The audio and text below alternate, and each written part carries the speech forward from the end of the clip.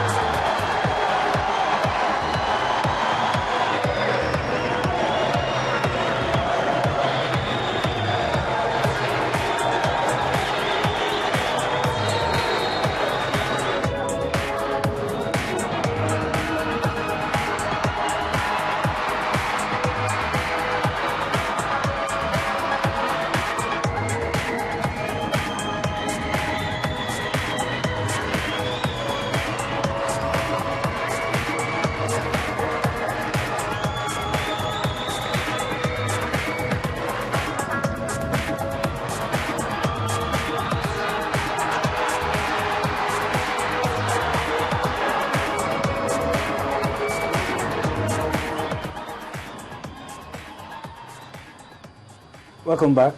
Pictures from United Arab Emirates, Japan defeating Tunisia by 2-1, and of course Russia hammering Venezuela by 4 goals. Those are the highlights for you. Let's quickly move on to the papers this morning. We're pressed for time. We'll try to quickly run through the papers, see if there's anything we missed out by chance. And of course, Nation Sport this morning leads with the story on the Golden Eaglets. And of course, Eaglets will go for 3 points against Iraq. That's coming from Coach Manu Garba. And other stories, Ide out for 10 days. We won't stand in players' way. So that's talking about likely overseas contracts. Okay, that's it on the Nation Sport this morning, this lovely Friday morning. We move on to the next paper for review, which of course is, even though you still have, okay, well, that's it on your screen. Complete Sports, Friday edition of Complete Sports. We'll fly over Iraq. Comments from the Eaglets coach is showing Nigerians of victory. Sweet Serena demolishes Kvitova to advance to championship semis. We will talk about that later on. Bring on Madrid. Well, we will also talk about the El Clasico, the biggest game on the planet, and of course we will talk about it. It's going to happen tomorrow at the Nou Camp.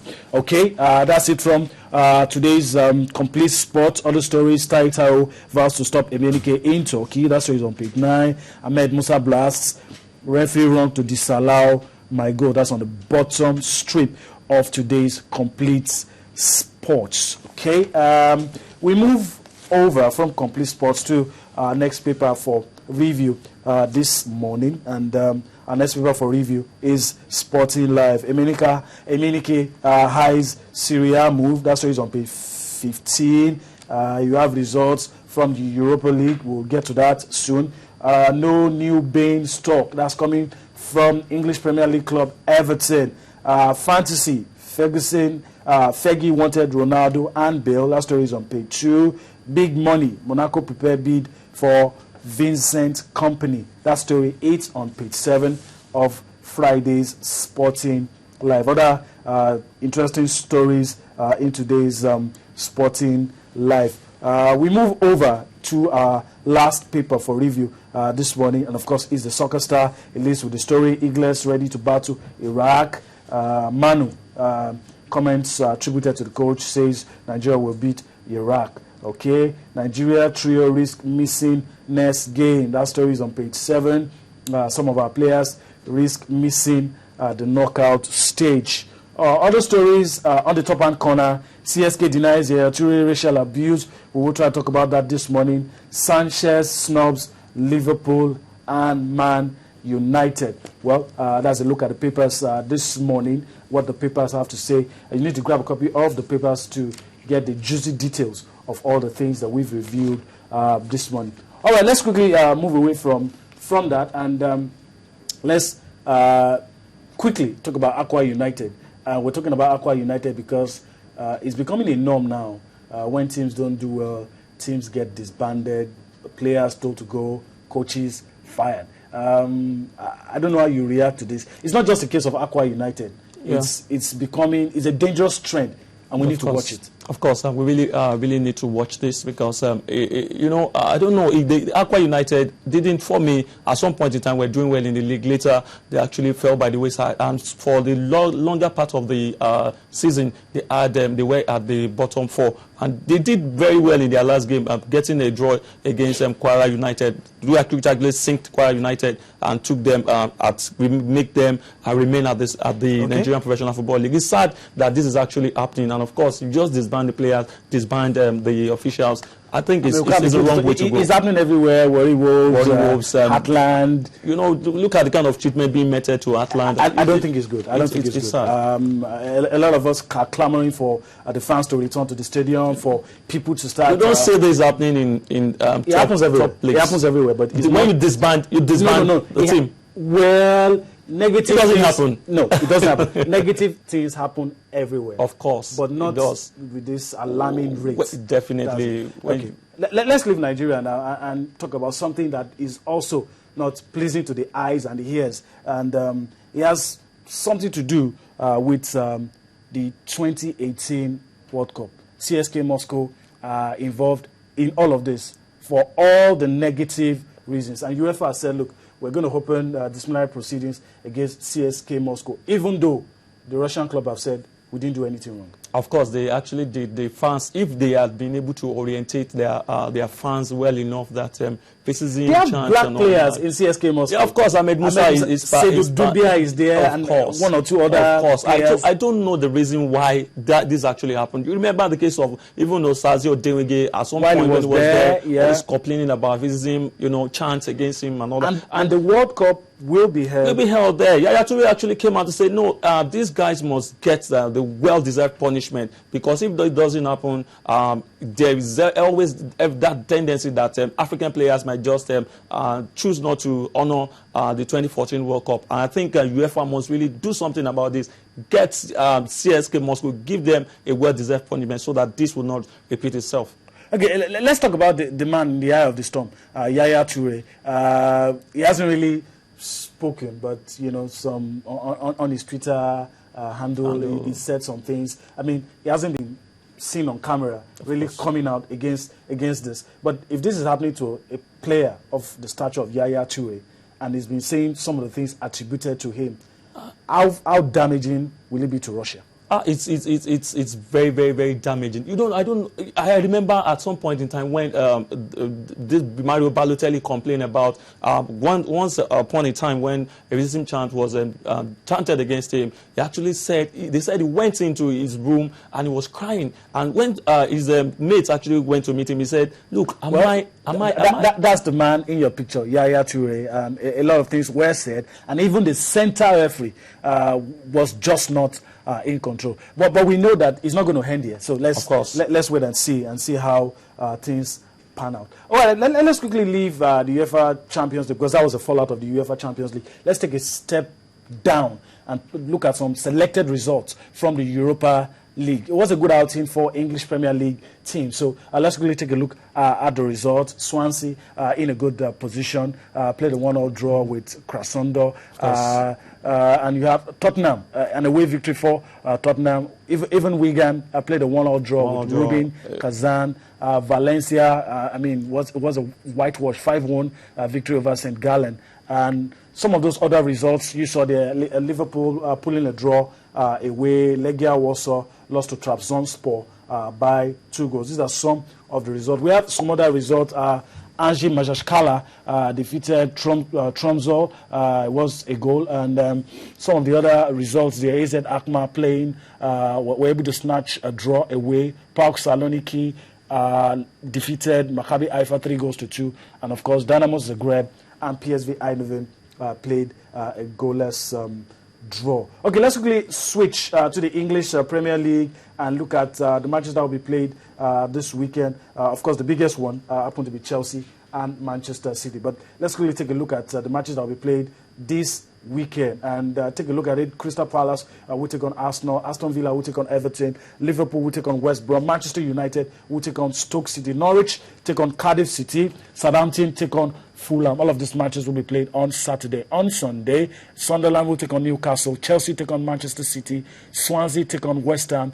Tottenham take on Hull City. But let's leave England and let me quickly allow you to talk about Spain. We don't really have much time, but the biggest game on the planet, the El Clasico. Yeah, the El taking Clasico place at the Nou Camp. It's going to be fireworks. You remember that in the El Clasico meetings that have happened between both teams, Real Madrid have actually won 7. They are still tops, while Barcelona have actually won 64. So it's going to be very explosive. Neymar said he wants. It is almost a player. This is his first El Clasico, and of course, any player will always want to be a part. Bale might just be rested for this game. Of course, Gerard Piqué is lying injured and might not just be a part of this game. Okay. All right. In the Italian Serie A, Napoli take on Torino. Bayern Munich take on Hertha Berlin. Schalke take on Borussia Dortmund in the German Bundesliga. These are some of the big games across Europe. We'll have more time on our hands later tonight to look at all of these games and a whole lot of things happening in the world of sport. We promised you earlier to leave you with tennis, what is currently going on in Istanbul. So let's allow you enjoy some highlights from the WTA Championship currently going on in Turkey. And we'll see you next week.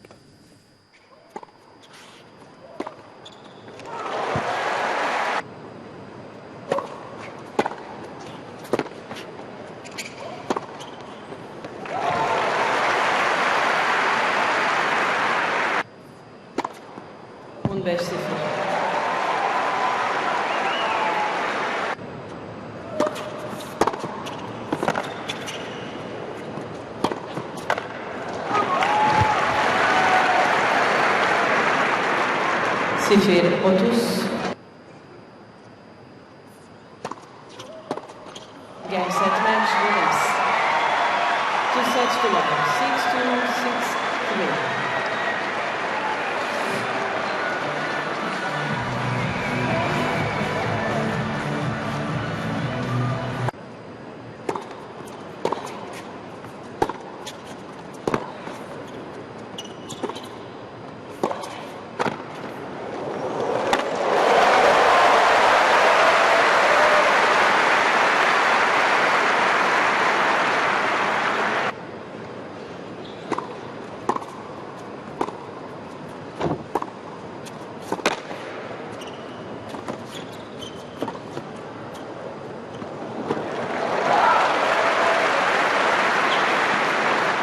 Ferber.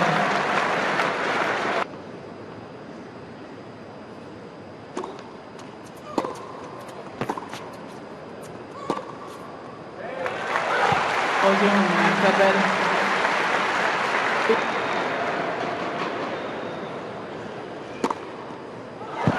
Games of match. Ferber. On to 18. 6-2, 6-2.